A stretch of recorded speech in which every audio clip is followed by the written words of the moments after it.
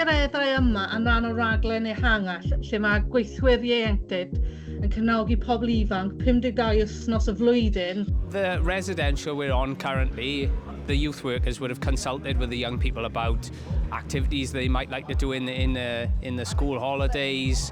Yeah, I've been here since yesterday, but we had climb-up base, obstacle.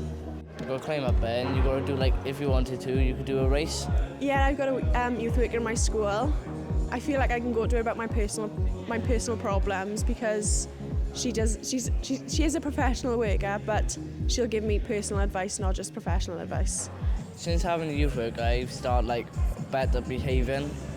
With a youth worker, you can actually open up and tell them what's going on and they won't judge you. So we've seen improvements in emotional well-being, attendance, attainment behaviour, specifically within this 11 to 16 element of the project. Ond os ni'n cael y gweithwyr ieuenctid yma yn yr ysgolion ac yn gwneud gweithgareddau tu allan i'r ysgol, mae hwn wedyn yn magu'r hyder na falle sy'n mynd i golygu bod y pobl ifanc yn cynyddu presenoldeb nhw yn yr ysgol.